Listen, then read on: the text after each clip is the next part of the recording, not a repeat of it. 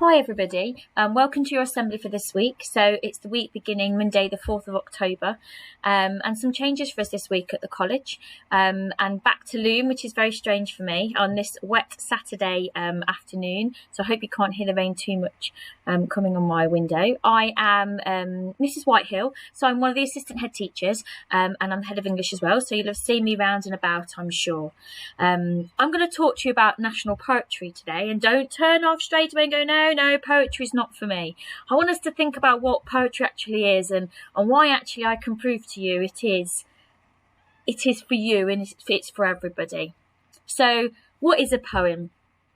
It seems to be a group of words. Oh, it's got to rhyme, miss. I can't do poetry. I don't like poetry. What's that got to do with me?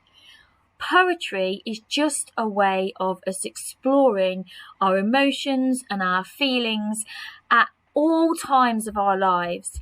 Poetry can matter to us, and it is something that can speak to us and reassure us and guide us, and it can console us. It can bring all sorts of positive emotions. It's not just something that you study in English, in literature, that you'll have done at primary school and you do at secondary school, and some of you will be fortunate enough to taking it through to A level as well. It is something that is there in every aspect of our lives. Whether it be at weddings where poetry is read for the celebration of people coming together, whether it is at a birth of a child or a christening, whether it is at an unfortunate time where we need some consolation, we need to be consoled because of painful feelings that we have, whether that is a breakup or that is the loss of someone who we love. Poetry is there to help us at all of these times. And that is why it means something. It's not just something that needs to rhyme. It doesn't need to rhyme at all. And actually, I think some of the best poetry doesn't rhyme.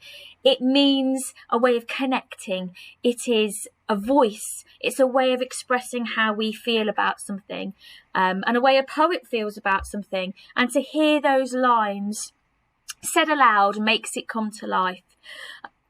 And I think everybody should enjoy it and embrace it. And if I teach you, you know, poetry is my thing. I love to teach poetry. I think it has so many exciting little nuggets that we don't even see. And every year I teach a poem and somebody will say something I haven't thought of before. And that's why poetry means something, in my opinion. So why does it matter? I hope I've explained why it matters. Whether you think, well, I don't like English and I'm a mathematician. There is poetry about mathematics. There's poetry about science and geography and climate change and other really important things that matter to us. There's been a lot of things in the news about community and about protecting women, with very unfortunate things that have been in the news just lately. And there's poetry to express how people feel about that. People can write poems at important times in their life. People can read poems. But do you know what? I suspect most of you have already read a poem this morning, because you'll have listened to some music. And music is poetry. That's all that music is. I'm reminded of Mr. Munton and Mr. Breyer's competition that they're running as part of their co-curricular offer. And I know I've voted for the best one that's on the list. The Beach Boys, God Only Knows What I'd Be Without You. And just the lyrics here, I'm just going to bring them up. If you should ever leave me, though life would still go on, believe me, the world could show nothing to me, so what good does living do me? God only knows what I'd be without you. And they repeat that a lot, and that is a beautiful Beach Boys song, and that's poetry. The deep meaning behind that poem. There was no second choice for me when I saw that on the shortlist. So make sure you vote for Mr. Munton's and Mr. Breyer's competition. I think there's a Bewitched song in there as well, along with some other fantastic tunes. So let me share some poems with you. So I'll disappear so that we can look at these together. So these are from the National Poetry Day website. It's National Poetry Day on Thursday, when we're having our drop-down day. You will be doing some work on poetry in your English lessons, though, around that time. And I want to just share some of these poems that are from the website. So this is from Caleb, and he was the young laureate in London, and he is actually seen as, in Days, the 100 list of the next generation for shaping youth culture. So a really fantastic young man who is using poetry and is using literature as a way of expressing how he feels. I'm just going to read this to you. I found it really powerful. You'll be 4 minutes from home when you are cornered by an officer who will tell you of a robbery 40 minutes ago in the area. You fit the description of a man. You'll laugh. 13, you'll tell him. You're 13. You'll be patted on the shoulder then by another Fed whose face takes you back to Gloucester Primary School. A Wednesday assembly about being little stars. This same officer had an horizon in the east of his smile when he told your class that you were all supernovas, the biggest and brightest stars. You will show the warmth of your teeth, praying he remembers the heat of your supernova. He will see you powerless, plump. You will watch the two men cast lots for your organs. Don't you remember me? You will ask. You gave a talk at my primary school. While fear condenses on your lips, you will remember that Wednesday after the assembly, your teacher speaking more about supernovas, how they are in fact dying stars on the verge of becoming black holes. So I think that's a hugely powerful poem. And by all means, you can find this poem yourself on National Poetry Day, and he's expressing his feelings about something that affects people in all areas of the country, to do with being accused of things literally just because of their race, and that is obviously something that is terrible, and he's expressing how he feels about that through the art of poetry. And I think it really sort of caught my breath in my throat when I read through that. So the second one I want to share with you comes from the actual current Young People's Laureate for London, Cecilia Knapp, and it was the title of this one that caught my attention. You know, a market where the tulips are still £3, and you buy them to remind yourself that you can.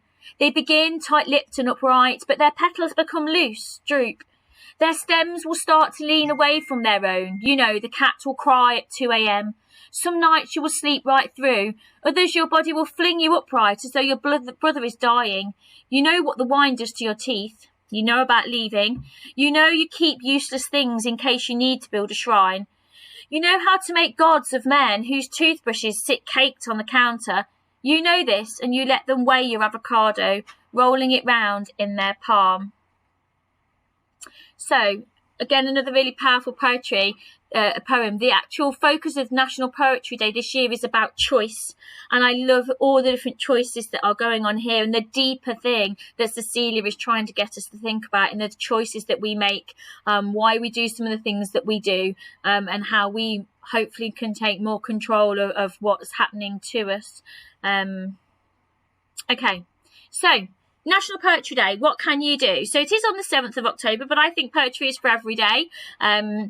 And what can you do? You can write a poem, you can share a poem, read a poem, you can create a display, maybe using some images along with the poetry. You can have a look at the hashtag National Poetry Day.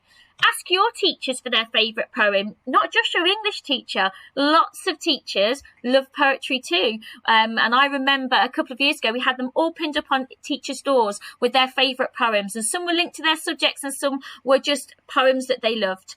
Get involved in the Not Dead Poets Society Club, which Mr. Eason runs on a Wednesday lunchtime. Visit your local library. They're taking part in lots of National Poetry Day things, but also you can go to the website as well, where you can read Caleb's poem again and Cecilia's, and you can see a whole raft of other poetry that has been there for you to see. You can also get involved in this poetry competition, which we are going to be doing in English, and there's posters about this up in English Corridor now that you'll be able to see, and you find out more on our social media channels. So to leave, I couldn't get away without sharing with you my favourite poem, which I came to love from when I was in what was year 4 and 5 then, is now year 10 and 11, at the college, when I was there, when it was under the guise of Lutterworth Grammar School. And I studied a book called The Outsiders with my English teacher, Mrs. Mills.